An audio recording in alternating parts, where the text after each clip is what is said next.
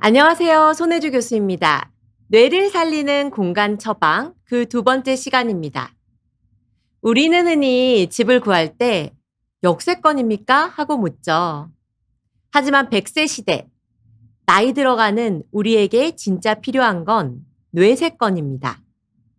내가 마음 놓고 걸을 수 있어도 걷기만 해도 뇌가 젊어지는 동네 말입니다. 왜 하필 걷기와 도시일까요? 우리 발은 뇌를 켜는 스위치이기 때문입니다. 발바닥이 땅에 닿는 순간 뇌로 혈류가 펌프질되고 낯선 풍경과 마주하며 해마는 깨어납니다. 하지만 안타깝게도 지금 우리가 사는 도시는 걷고 싶은 마음을 꺾어버리기 일쑤죠.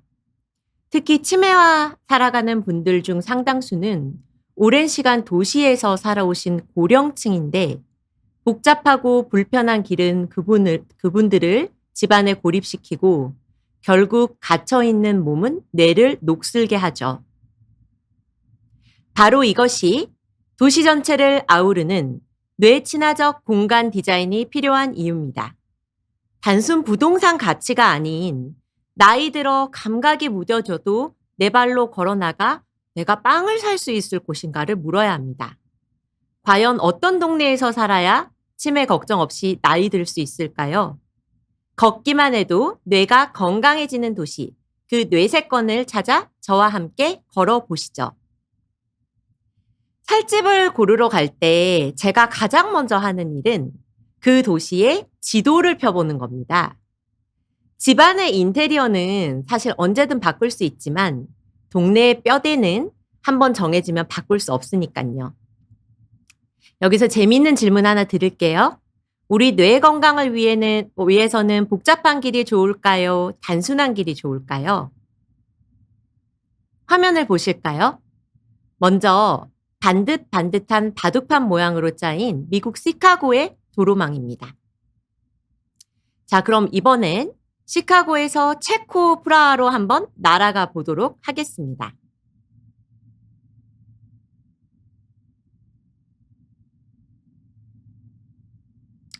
프라하의 구시가지네요. 우리가 잘 아는 아름다운 까를교도 보이고요. 프라하의 도로명을 한번 볼까요? 아까 본 시카고와는 달리 미로처럼 구불구불하게 얽혀 있습니다. 세계적인 학술지 네이처에 아주 흥미로운 연구가 실렸는데 전 세계 38개국 주요 도시들의 도로망 엔트로피, 쉽게 말해 길이 얼마나 복잡하게 얽혀 있는가를 계산해 본 건데요. 39만 명의 공간 지각 능력을 테스트한 결과 나고 자라난 동네의 길 모양에 따라 뇌의 능력이 완전히 달라졌습니다.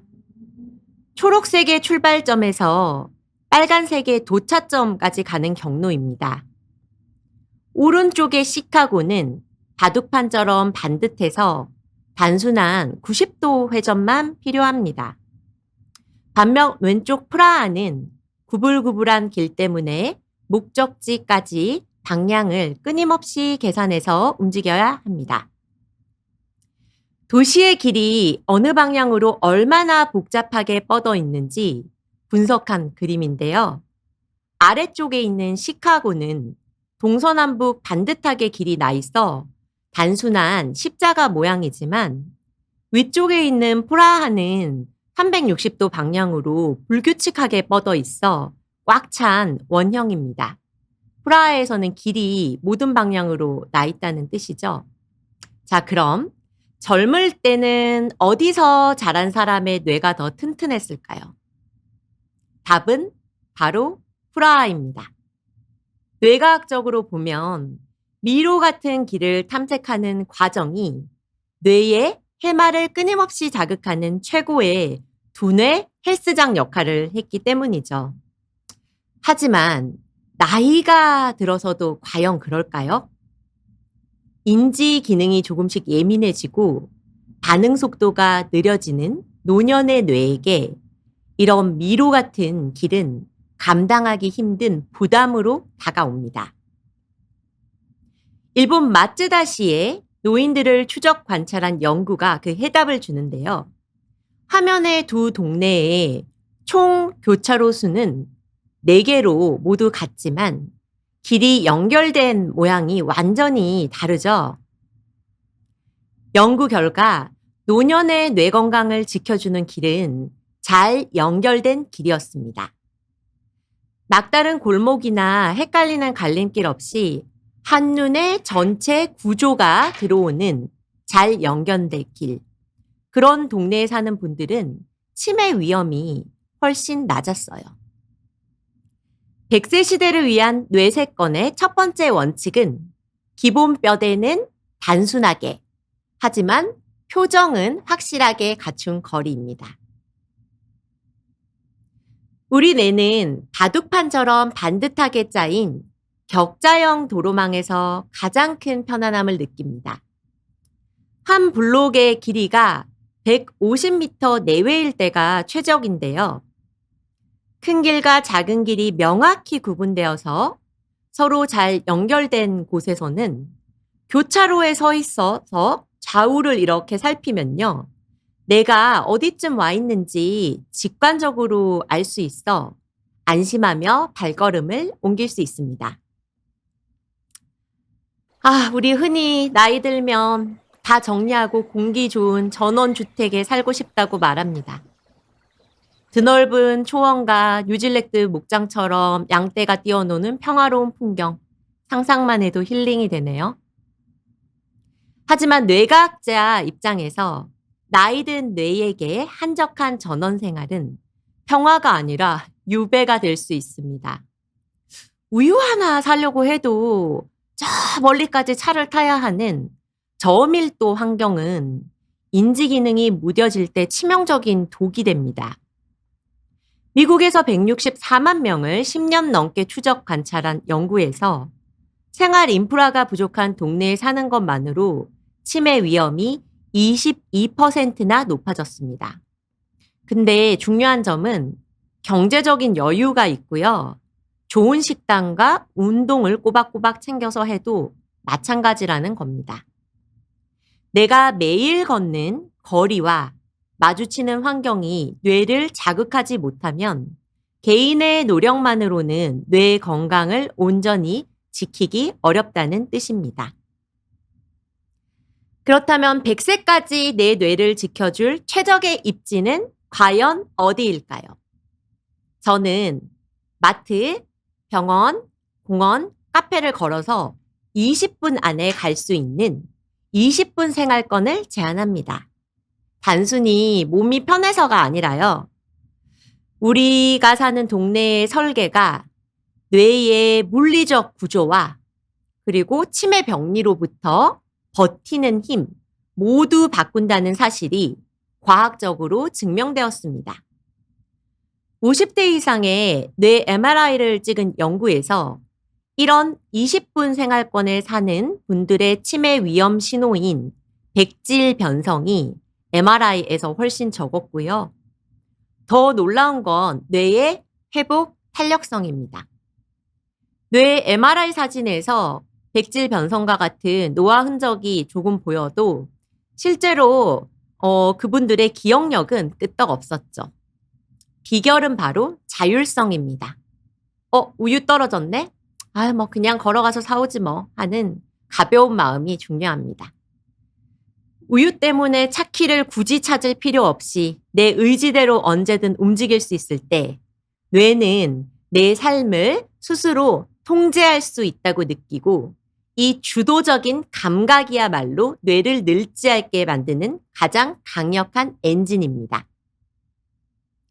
여러분, 이사갈 동네 고르실 때 스마트폰으로 지도 앱 많이 보죠? 이렇게 지도 앱에서 초록색이 넓게 칠해져 있으면 와, 여기는 공기도 맑고 매일 산책하기 참 좋겠다 하고 안심하시곤 하는데요. 뇌과학자인 제가 중요하게 보는 건 따로 있습니다. 바로 어떤 초록인가 하는 겁니다. 막상 가보면 뉴욕 센트럴파크의 쉽 미도우처럼 나무 그늘 하나 없는 땡볕 잔디밭인 경우가 많습니다. 놀랍게도 이런 곳은 치매 위험을 낮추는데 별 도움이 안 됐습니다. 뇌 건강을 지키는데 모든 초록이 다 같은 효과를 내는 건 아니라는 거죠. 하지만 같은 센트럴파크 안에서도 더 몰처럼 나무가 울창한 산책로는 뇌에게 완전 다릅니다. 호주에서 11만 명을 10년 넘게 추적 관찰한 연구가 있습니다. 마을의 초록색을 뻥 뚫린 잔디밭과 잎이 무성한 나무 그늘 지역으로 나누고 각 지역에 사는 분들의 치매 위험도를 비교를 했습니다. 결과는 어땠을까요? 단순히 동네의 녹지 비율이 높다고 해서 모두 치매 예방 효과가 뚜렷한 건 아니었어요. 나이든 뇌를 진짜 지켜준 건 거대한 양산처럼 우리 머리 위를 덮어주는 풍성한 나무 그늘이었습니다. 영어로는 트리 캐노피라고 부르는데요. 연구진은 이런 나무 그늘이 동네 전체 면적의 30% 이상이어야 치매로부터 뇌를 보호하는 효과가 나타난다고 강조합니다. 그러면 왜 하필 나무 그늘일까요? 풍성한 나뭇잎은 뇌 혈관을 공격하는 미세먼지와 소음을 걸러주는 거대한 천연 필터입니다. 무릎 아래 얇게 깔린 잔디는 결코 해줄 수 없는 역할이죠. 또 나무는 우리가 평소 생각하는 것보다 훨씬 풍부한 생명체들을 많이 품고 있기 때문에 덕분에 뇌의 심리적 회복을 돕은 다채로운 자연의 소리를 훨씬 더 많이 들려주고요.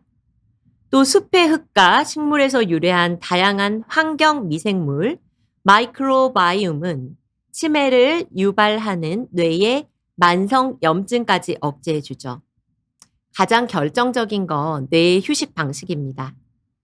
뇌과학의 주의력 회복 이론에 따르면 자외선이 쨍쨍 내리쬐는 잔디밭은 뇌가 피하고 싶은 스트레스의 원천으로 해석을 하지만 서늘한 나무 그늘 아래서 우리 뇌는 비로소 경계를 온전히 풀고 완전한 휴식을 취하게 됩니다.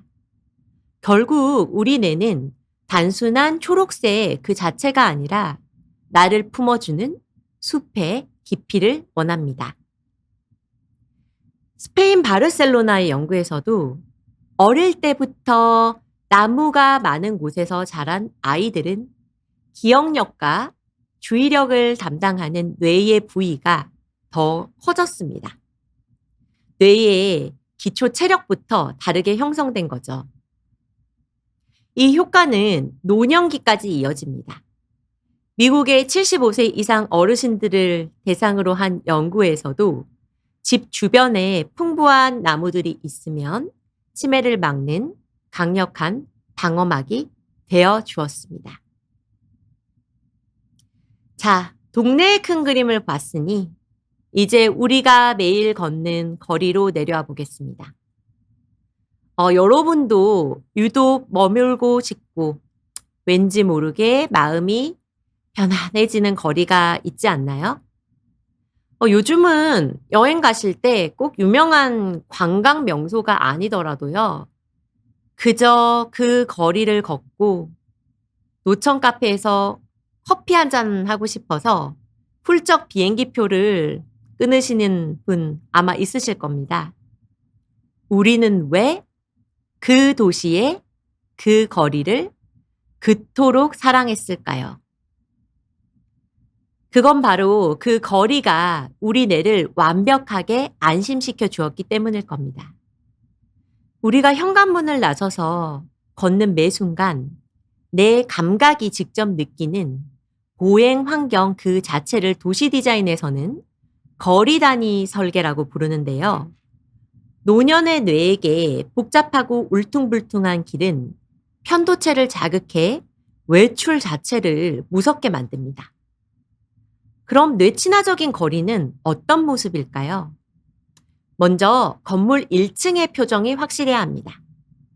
우리 뇌의 해마는 건물의 특징으로 위치를 파악을 하는데 복사 붙여넣기처럼 똑같이 생긴 건물 회색 숲에서는 길을 찾느라 단서도 못 잡고 인지 에너지만 낭비하게 되죠. 훗날 노년에는 자기 집조차 못 찾는 아찔한 상황이 벌어질 수도 있습니다.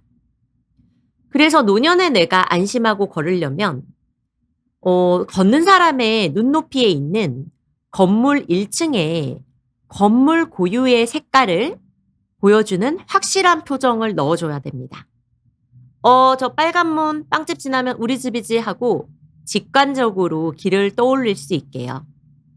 또 1층은 상점이나 카페, 빵집, 서점처럼 안이 훤히 들여다 보이는 활기찬 에너지의 공간으로 만들면 도보를 걷는 사람들의 즐거움도 커지겠죠.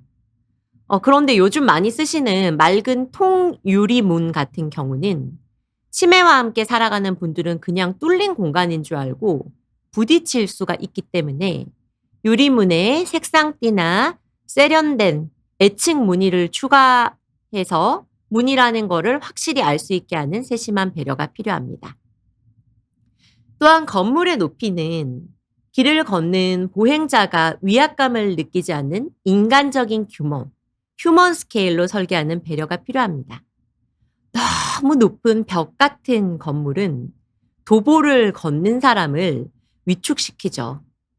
어쩔 수 없이 높게 지어야만 한다면 저층부에서 위쪽으로 올라갈수록 건물이 계단식으로 뒤로 물러나는 스텝백 설계를 통해 거리를 걷는 사람들에게 건물이 지나치게 높게 느껴지지 않도록 하는 배려가 필요합니다.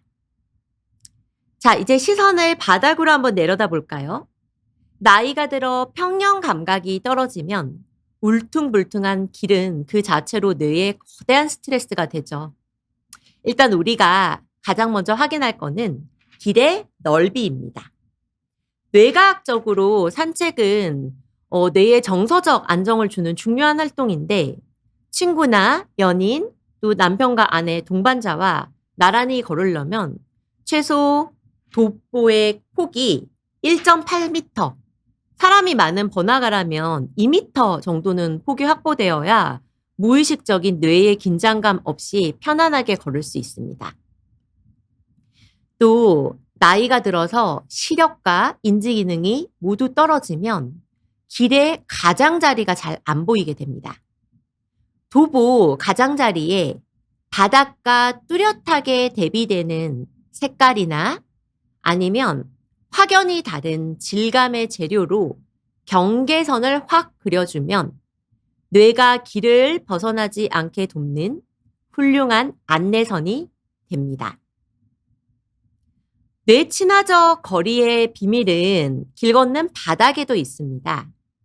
우리가 길을 걸을 때 그냥 걷는 게 아니라 우리 뇌는 발바닥의 촉감과 눈으로 들어오는 시각 정보를 합쳐서 무의식 중에 끊임없이 균형을 잡습니다. 근데 나이가 들수록 이런 정보 처리에 과부하가 걸리기 쉬운데요. 안전한 바닥의 첫 1원칙은 바로 걸림이 없어야 한다는 겁니다. 그 유럽 여행에서 많이 보시는 울퉁불퉁한 돌길이나 아니면 우리 호텔 1층 로비에서 많이 구경하는 반짝반짝 매끄러운 대리석은 사실 노년의 뇌, 특히 치매와 함께 살아가는 사람들의 뇌에게는 아찔한 장애물입니다. 그들에게 가장 좋은 바닥은 평탄하고 미끄럽지 않으며 연속적으로 연결된 곳입니다. 발바닥에 착 감기는 듯한 구름 표면의 아스팔트나 미끄럼 방지 처리가 된 특수 블록이 좋습니다. 특히 도보에서 불가피하게 만나게 되는 이 배수구는요, 도보와 완벽하게 평평하게 높이를 맞춰야 되고요. 또 이 배수구 구멍에 이런 나이 드신 분들의 지팡이가 쏙 빠질 수가 있기 때문에 그 배수구 구멍은 엄지손가락 하나가 들어가는 1.3cm 이하로 촘촘하게 설계를 해야 치매와 함께 살아가시는 분들도 안심하고 발걸음을 내디딜 수 있습니다. 이런 요소들이 가장 잘 갖춰진 좋은 예가 스코틀랜드의 에버도어 감각 정원입니다. 센서리 가든이라고 하는데요. 다양한 질감의 바닥재로 뇌에 기분 좋은 자극과 걷는 재미를 주면서도 그 모든 발걸음이 완벽하게 안전하고 편안하도록 아주 잘 설계된 곳입니다. 자, 도시에서 높낮이가 변하는 거는 어쩔 수 없는 일이긴 하죠. 하지만 우리 뇌, 특히 인지 기능이 예민해진 노년의 뇌에게는 작은 경사조차도 큰 스트레스로 다가옵니다. 그래서 내가 앞으로 살 동네를 임장을 하러 가서 살 집을 볼 때 가장 먼저 확인해야 될 거는 집 주변에 이 길에요. 경사가 느껴지지 않은 길이 얼마나 잘 조성되어 있는지입니다. 뇌과학적으로나 건축학적으로나 사람이 걷기에 가장 편안함을 느끼는 각도는 20대 1의 법칙이 있는데요. 높이가 1m 올라갈 때 길이는 20m 이상 이어지는 5% 미만의 아주 완만한 기울기를 말합니다. 이 정도의 아주 완만한 기울기는 우리 뇌에서 거의 평지라고 인식을 하거든요. 근데 사실 이런 완만한 경사는 치매와 함께 살아가는 분들뿐만 아니라 유모차를 끊는 부모나 또 휠체어를 타는 어르신, 그리고 하루 종일 너무 피곤하게 퇴근길에 지친 당신의 뇌가 무의식적으로 안도감을 느낄 수 있는 길의 경사입니다. 또 경사로가 너무 길 경우 처음부터 한눈에 싹 보이면 뇌는 시작도 하기 전에 압도감을 느끼고 질려버릴 수가 있는데요. 이럴 때는 경사로 중간에 방향을 살짝 이렇게 틀어주거나 또 나무 같은 조경을 활용을 해서 시야를 좀 분할을 해주면 걷는 사람이 느낄 심리적인 부담감을 크게 덜어줄 수가 있습니다. 또 가파른 오르막길이라면 12m 간격으로 숨을 고를 수 있는 평평한 쉼터나 벤치가 있으면 좋죠. 또 어쩔 수 없이 계단을 만들어야 할 경우에는 그 옆에 반드시 완만한 경사로도 함께 만들어줘서 사람들한테 선택을 할 수 있는 선택권을 주어야 하고요. 또 높이 변화가 나타나는 구간에 접근하기 미리 전에 50m 앞에 계단이 있습니다. 와 같은 안내 표지판을 설치를 하면 이거는 단순히 정보 제공 차원을 넘어서 뇌가 갑작스러운 환경 변화에 대비할 시간을 벌어줍니다. 그리고 이러한 예측 가능성은 뇌의 불안을 항상 크게 낮춰주죠. 또 안전한 이동을 위해서는 뇌의 시각 정보 처리를 돕는 디자인도 중요합니다. 그 계단이 시작되는 지점에요. 밝은 노란색처럼 눈에 잘 띄는 색의 촉각 블록을 사용을 해서 여기서부터는 달라집니다 라는 신호를 시각적으로도 또 발끝의 감각이라는 촉각적으로도 확실하게 줘야 합니다. 아주 작은 디테일이지만 나이가 들거나 치매와 함께 살아가는 분들이 발을 헛디디는 사고를 막는데 큰 역할을 합니다. 자, 이제 조금 더 세밀한 디자인을 같이 볼까요? 내친화적인 벤치 디자인의 첫 번째 조건은 직관성입니다. 누가 보더라도 한눈에 저거는 의자구나 하고 인식할 수 있는 굉장히 클래식한 형태, 전통적인 형태의 전형적인 의자 모양이라고 해요. 요즘 굉장히 또 인테리어 감각 있으신 분들은 되게 멋스러운 또 예술적인 아주 디자인이거나 또 등받이가 없는 평상형 벤치를 선호하시는 분들도 계신데 치매와 함께 살아가는 분들에게는 이런 것들이 쉽게 의자로 인식되지 않을 수가 있습니다. 왜냐하면 인지 기능이 저하되면 추상적인 사물을 해석하는데 추가적인 에너지를 뇌가 더 쓰거든요. 그래서 뇌가 0.1초 만에 '아 의자다. 쉴 곳이다.'를 알아차릴 수 있는 명확한 디자인이 좋고요. 또 벤치에 앉았을 때 느껴지는 높이와 촉각은 뇌의 피로도하고 관련이 깊거든요. 겨울에는 시리도로 차갑고 여름에는 뜨겁게 달궈지는 금속 소재보다는 살갗에 닿았을 때 사람의 체온처럼 부드럽고 따뜻한 목재 소재가 가장 좋습니다. 또 나이가 들면 앉고 일어서는 동작은 생각보다 많은 에너지를 필요로 하는데 무릎에 가해지는 부하를 최소화하는 마법의 높이인 43에서 48cm 높이의 의자인지 확인을 하시고요. 또 앉아있는 동안 허리를 편안하게 받쳐주는 등받이와 일어설 때 몸을 지탱해줄 팔걸이가 있다면 금상첨화죠. 또 아무리 훌륭한 벤치라도 내가 필요한 순간에 보이지 않으면 무용지물이죠. 어디에 놓을 것인가라는 전략적 배치가 중요한데요. 뇌과학적으로 벤치는 단순한 물리적 쉼터를 넘어 잠시 숨을 고르며 다음 행동을 계획하고 흐트러진 방향 감각을 잡는 소중한 생각의 거점이 되기 때문입니다. 적어도 100m마다는 하나 이상의 벤치가 보여야지 뇌는 조금만 더 가면 쉴 수 있다는 확신을 가지고 외출에 대한 두려움을 떨쳐내죠. 또 벤치 주변에 흥미로운 요소들이 같이 보일 때 더 효과적인데요. 어린이 놀이터나 시원한 분수대에 또 아름다운 정원 옆에 벤치를 한번 놓아 보세요. 아이들이 뛰노는 소리, 계절에 따라 피고 지는 꽃의 향기는 뇌의 거울 뉴런을 깨우는 훌륭한 자극이 됩니다. 자, 우리가 횡단보도 다들 매일 건너시죠? 그런데 우리가 무심코 건너는 횡단보도는 사실 치매와 함께 살아가는 사람들의 뇌에 있어서는 매우 고난도의 과제입니다. 단순히 발만 옮기는 게 아니라요. 다가오는 차량의 속도를 읽고 남은 신호 시간을 계산을 하고 자기의 보행 속도를 조절해야 되는 복잡한 멀티태스킹의 연속이기 때문이죠. 나이가 들어 인지 반응 속도가 자연스럽게 느려지는 시기가 오면 이 과정은 뇌에 상당한 과부하를 주게 됩니다.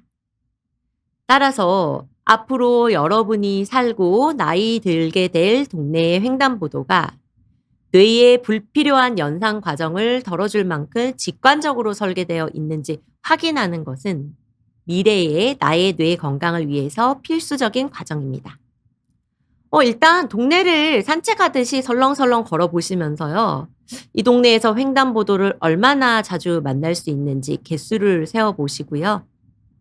근데 중요한 거는 가급적 육교나 지하도와 같이 이렇게 수직으로 가는 게 아니라 지면을 따라서 평평하게 바로 건널 수 있는 평면형 횡단보도가 동네에 많아야 한다는 겁니다. 뇌과학적으로 눈앞에 바로 보이는 길은 곧바로 건너는 이런 직관적인 경로는 복잡한 공간 지각 능력을 요구하지 않아 뇌에게 깊은 안정감을 주고 즉각적인 경로 판단을 가능하게 합니다. 또 신호등이 켜져 있는 시간도 놓치지 않아야 될 포인트인데 치매와 함께 살아가게 되면 신호가 만약에 지나치게 빨리 바뀌면 도로 한복판에 갇힐지도 모른다는 공포를 느끼며 스트레스 호르몬인 코르티솔이 많이 분비가 되거든요. 그래서 녹색 신호 시간이 충분히 길거나 내가 필요할 때 보행 시간을 연장할 수 있는 교통 약자용 버튼이 설치된 곳이 좋고요. 또 특히 차량 통행이 많은 곳이면 도로 한가운데 중앙섬, 안전지대가 있는지를 반드시 확인해 보셔야 되는데 내가 휠체어를 타더라도 머물 수 있도록 이 안전섬이 1.8m 정도, 가능하면 2-3m 정도의 넉넉한 공간이 있으면 좋겠죠. 또 치매가 좀 심해지면요. 신호등의 빨간색과 초록색을 구별하기가 힘들어지거든요.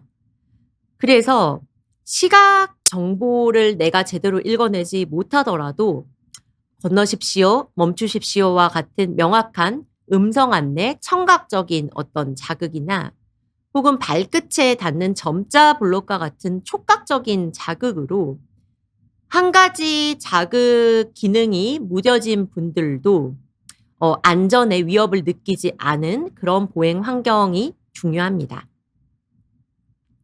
운전대를 놓는 시기가 오면 사실은 대중교통이 세상과 나를 잇는 유일한 다리가 됩니다. 우리나라도 캐나다 밴쿠버의 핸디다트처럼 치매와 함께 살아가고 있거나 거동이 불편해 혼자 나서는 게 두려운 분들을 위해서 집 문 앞까지 찾아와 목적지까지 바로 직접 데려다 주는 다정한 셔틀 서비스가 있으면 참 좋겠죠.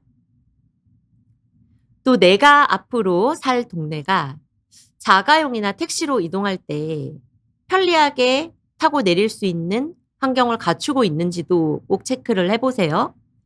자가용이나 택시에서 내려서 건물로 진입하는 그 짧은 찰나가 우리는 잘 모르지만 인지 기능이 예전 같지 않은 뇌에게 있어서는 생각보다 긴장되고 혼란스러운 전환의 어떤 시간이거든요.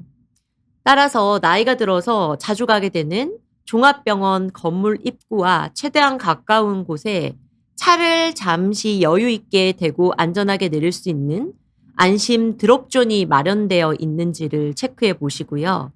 드롭존에서 건물 출입문, 건물 현관까지의 이동 거리는 짧으면 짧을수록 뇌가 낯선 공간을 파악하는 데 드는 에너지를 획기적으로 아낄 수 있고 휠체어나 보조기를 사용하는 경우에도 심리적 위축 없이 편안하게 건물로 들어갈 수 있습니다.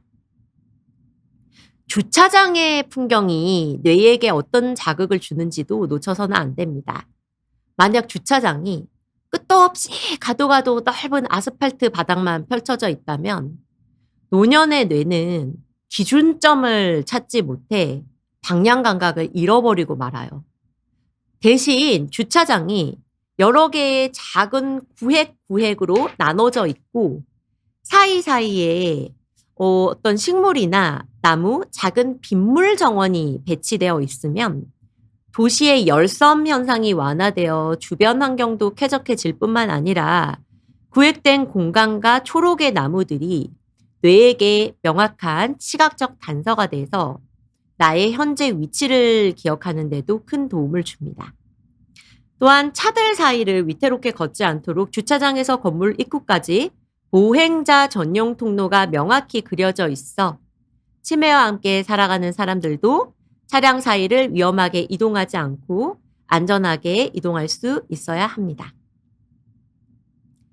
자, 동네 뼈대와 안전을 갖췄다면 이제는 그 공간에 머무는 사람의 마음에 온기를 불어넣을 마지막 터치를 더할 차례입니다. 진짜 매력적인 동네는요. 그곳에 사는 사람들의 손길이 느껴지는 작은 재미가 곳곳에 숨어 있는 곳인데 이를 플레이스 메이킹이라고 부릅니다. 공간의 유연한 활용도 플레이스 메이킹의 중요한 요소인데요. 동네에 빈 공터가 있으면 거기서 아이들 축구공만 뻥뻥 차지 마시고 맞는 공간으로 한번 활용해 보세요. 평소에는 비워두지만 언제든지 변신할 준비를 해두는 거죠. 집안을 평평하게 다듬어 두고요. 밤에도 환하게 밝힐 수 있는 조명이나 전기, 또 물을 쓸 수 있는 수도 시설과 같은 인프라를 미리 갖춰두면 주말에는 신선한 지역 농산물 장터로, 선선한 저녁에는 작은 음악회로 변신시킬 수 있습니다. 이런 공간에서 마을 주민들이 모이서 하는 소박한 축제는 소셜 브레인, 사회적 뇌 영역을 활성화합니다. 꼭 거창한 시설이 아니더라도 주민들 누구나 쉽게 즐기고 모일 수 있는 소소한 장치들이 있는지도 한번 보세요. 예를 들어 길 모퉁이에 작은 책 교환함을 설치를 하면 지나가던 주민들이 자유롭게 책을 빌리고 나눌 수 있어 어떤 문화적인 교류의 장이 생길 수 있고요. 또 이웃끼리 씨앗을 나누는 상자나 또 투박하지만 정겨운 바위 정원, 바람에 펄럭이는 아이들이 좋아하는 알록달록한 깃발 같은 재미있는 장식들을 배치하면 뇌에게 끊임없이 소소한 즐거움과 감각적 자극을 주어서 일상 공간을 단순히 지나치는 길이 아니라 머물고 경험하는 특별한 장소로 변환시킵니다. 반려동물 많이 키우시죠? 이런 강아지에게 친절한 공간인지 확인하는 것도 내가 앞으로 살 동네에 활력을 가늠하는 좋은 방법이 됩니다.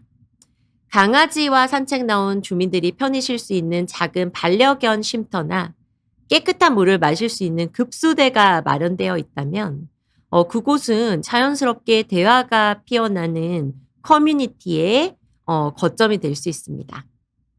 뇌과학적으로 동물과의 교감은 사랑의 호르몬인 옥시토신을 분비시켜 정서적인 안정을 돕고 규칙적인 산책은 뇌 혈류량을 늘리는 가장 좋은 운동이 되니깐요.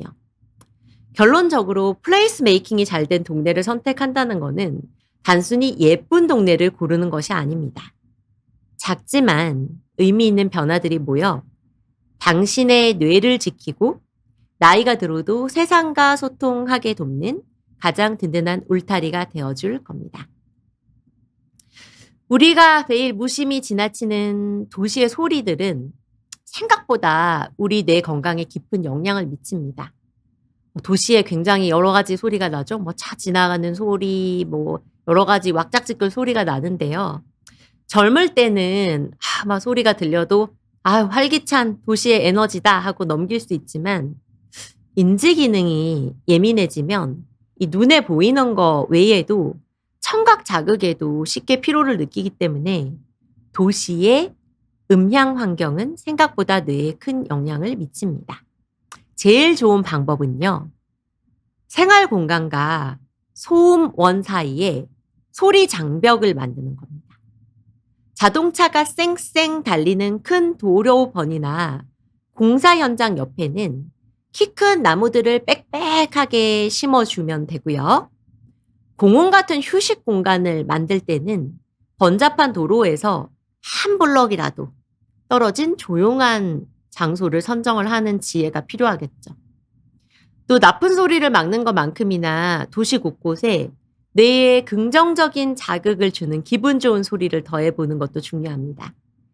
특히 일정한 리듬의 물이 흐르는 소리는 뇌파를 안정시키는 힘을 가지고 있고요. 또 저번 시간 공간 처방을 보신 분들은 아시겠지만 치매와 함께 살아가는 분들은 어린아이들의 웃음소리에 큰 행복감을 느끼시기 때문에 어린이 놀이터 근처에 어른들도 앉아서 쉴 수 있는 벤치를 놓는 것도 아주 멋진 아이디어입니다. 인지 기능이 약해지면 길 찾기도 어려워집니다. 이때 거리마다 가로수 종류를 다르게 심는 것도 뇌를 위해 아주 좋은 포인트입니다. 벚꽃길을 지나 은행나무가 보이면 오른쪽으로 돌자 하는 식으로 이 식물 내비게이션이 뇌의 인지 부하를 크게 줄일 수 있습니다. 오늘 강연을 통해 나이가 들어도 여전히 뇌에게 친절한 도시에서 기분 좋은 일상을 보낼 수 있다는 희망을 드리고 싶었습니다. 댐스케이프와 해피시티 프로젝트의 수많은 연구 결과가 입증하는 사실입니다. 경청해 주셔서 감사합니다. 자, 그러면 질문을 통해서 시청자분들하고 이야기를 한번 나눠보겠습니다. 네. 윤희님, 우리 집은 거대한 소나무 20그루가 있었습니다. 오후에는 그늘이 져서 아이들이 매일 뛰놀았어요. 작은 농구장도 있고 잔디에서 배구 배드민턴도 하고 놀았어요. 뒷마당이 있어서 좋았어요. 네, 오늘 연구에서 소개드린 그 머리 위를 가리는 그런 나무가 있는 환경에서 사셨군요. 치매 예방 효과가 있는 집에서 사신 것 같습니다. 네. 그 코디 벨링건님. 치매 예방과 두통 개선을 위해 주 7회 유산소와 주 3, 4회 근력 운동을 병행 중인데 단순히 효율을 따지기보다 매 순간 최상의 컨디션으로 운동의 질을 높이고 싶다면 두 운동이 겹치는 날, 아침 유산소와 저녁 근력 운동으로 시간을 완전히 분리하여 수행하는 것이 가장 이상적인 방법일까요? 그 WHO와 치매 예방을 위한 우리 라이프 스타일의 지침 중에서 가장 권위 있는 란셋 치매 의원회가 제시하는 가이드라인에 따르면요. 노년기의 치매 예방을 위해서는 moderate intensity exercise, 중강도 운동이 가장 효과적인데요. 그냥 적당히 약간 힘들고 누가 말 걸면 대답은 할 수 있지만 땀이 나는 정도의 운동이거든요.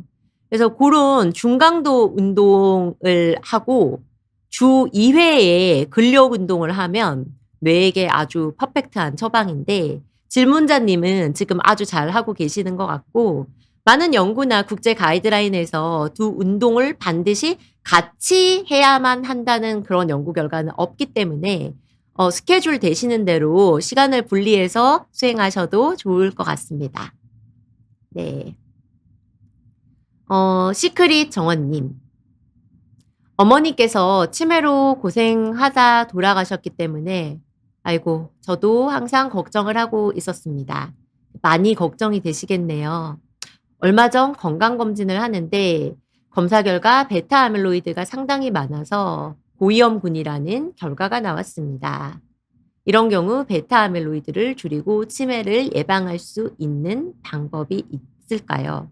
아유, 많이 걱정이 되셨겠습니다. 그 베타 아밀로이드가 뇌에 쌓인다고 하더라도 실제로 우리가 일상생활을 하지 못하는 치매로 진행되기까지는 사람마다 다르지만 5년에서 20년 정도의 긴 시간이 필요하고 그게 어떠냐는 지금 현재 내 뇌에 베타 아밀로이드가 단순히 쌓였다 안 쌓였다의 문제가 아니라 뇌의 어느 영역에 얼마나 많이 쌓였는가 하는 점이 가장 중요하겠고요. 그리고 베타 아밀로이드가 쌓였다고 해도 그 다음 단계인 타우라든지 아니면 MRI에서 측정할 수 있는 뇌의 부피라든지 하는 다른 병리들이 아직 진행되지 않게 막을 수 있는 여러 가지 방법이 있습니다. 대표적으로 항아밀로이드 항체와 같은 그런 베타 아밀로이드를 막아주는 그런 치매 약들도 최근에 많이 개발되어 있고요. 그리고 사실 그런 약물적인 요법도 중요하지만 앞서 질문자님이 질문을 하신 운동, 그리고 맑은 공기, 그리고 식생활과 같은 어떤 생활 습관을 통해서 치매의 진행을 많이 늦출 수가 있습니다. 그래서 약물 요법과 회복 탄력성을 키우는 요법 두 가지를 다 병행하시면 좋을 것 같습니다. 자, 애프터 레인 케알님, 뇌가 위축되었다는 것이 치매라는 뜻인지 궁금합니다. 자, 사실 치매라는 거는요, 두 가지 의미가 있는데요. 어떤 치매를 유발하는 병리적인 원인이 있다는 측면이 생물학적인 치매고요. 그리고 실제로 기억력이 나빠져서 일상생활을 못한다는 것이 신경과 정신과 선생님들이 진단하시는 임상적인 치매인 거죠.